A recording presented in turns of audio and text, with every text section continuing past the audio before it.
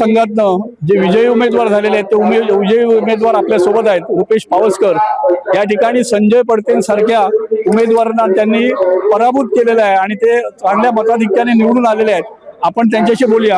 आता तुमची ह्या क्षणाला भावना काय आहे रुपेश? भावना म्हणजे मी माझ्या गावातील किंवा पंचक्रोशील पदाधिकारी असतील किंवा कार्यकर्ते असतील, उद्धव बाळासाहेब ठाकरेचे आमचे शेखर गावडे असतील, अतुल भंगे असतील किंवा माझ्यावर असणारे कार्यकर्ते, हे सर्वांचे सर्वप्रथम मी आभार मानतो आणि मला संधी दिल्याबद्दल मी त्यांचा ऋणी आहे।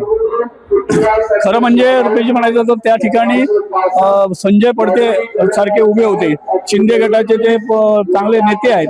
त्याशिवाय जिल्हा परिषदेमध्ये अध्यक्षपद पण त्यांनी भूषवलेलं आहे। असा उमेदवार असताना तुम्ही दिलेली टक्कर याबद्दल तुम्ही काय सांगा? कसं असतं, आम्ही वर्षाचे 12 महिने ग्रामस्थात असतो, ग्रामस्थांची सेवा करत असतो, त्यांना अडीअडचणी त्यांना मदत करत असतो।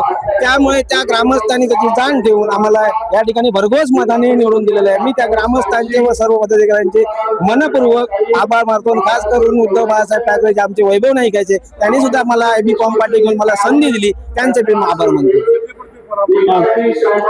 यांच्यासोबत पंचायत समितीची सगळे उमेदवार निवडून आलेले आहेत, ते उद्धव बाळासाहेब ठाकरे गटाचे निवडून आलेले आहेत, तेही आपल्या सोबत आहेत।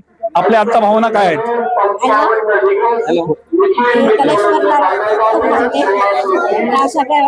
देवांची माझी साथ आहे आणि सगळ्या माणसांची साथ आहे, त्यामुळे मी या निवडणुकीत निवडून आले। तर हे नेरूळ मध्ये होते।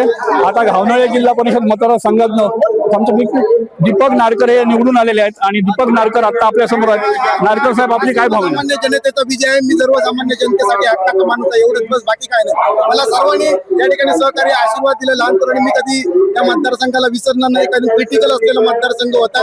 माझ्या दृष्टिकोनातून त्या ठिकाणी निवडून येणं, कारण मी तालुका प्रमुख होतो, त्या ठिकाणी आमदारांनी माजी खासदारांनी खूप ताकद लावलेली होती। मी जनतेला माझा विजय हा जनतेच्या चरणावर अर्पित करतो, बस।